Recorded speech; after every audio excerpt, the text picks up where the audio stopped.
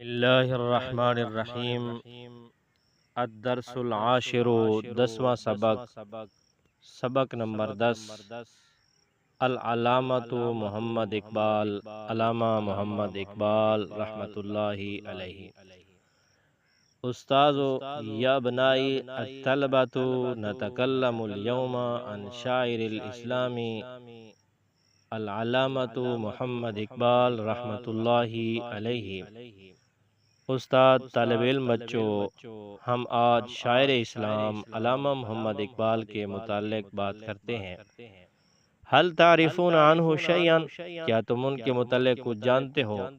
احمد: هو الذي قدم فکرت پاکستان اولا وبذلك هو مفکر پاکستان۔ احمد: وہ جس نے پاکستان کا تصور پہلی بار پیش کیا اور اسی لیے آپ مفکر پاکستان ہیں۔ زینب: ولد فی التاسع من نومبر 1877 بمدینۃ سیالکوٹ۔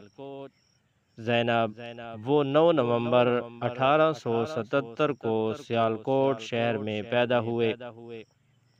اسلم: نشأ محمد اقبال رحمۃ اللہ تعالی علیہ تحت ظل والدہ الکریم ووالدتہ الصالحۃ۔ اسلم: محمد اقبال نے اپنے معزز والد اور نیک والدہ کے سائے میں پرورش پائی۔ سلمى ومن اساتذتہ فی المدرسۃ الثانویۃ الاستاذ السید میر حسن الذي كان رجلا عالما بارعا وله اثر كبير على حیاة العلامة۔ سلمى: ہائی اسکول میں آپ کے اساتذہ میں سے ایک استاد سید میر حسن تھے جو کہ ایک عمدہ عالم تھے اور علامہ کی زندگی میں ان کا بہت بڑا اثر ہے۔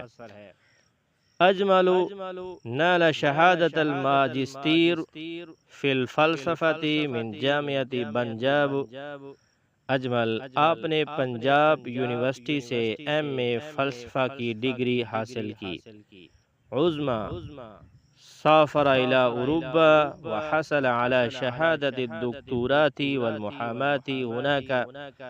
عظمی: اس نے یورپ کا سفر کیا اور وہاں سے پی ایچ ڈی اور وکالت کی ڈگری حاصل کی۔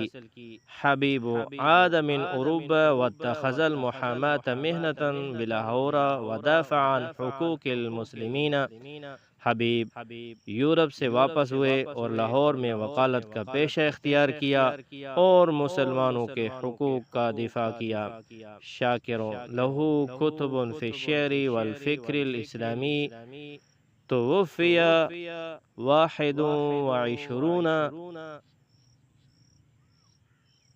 21 ابریل سنة 1938۔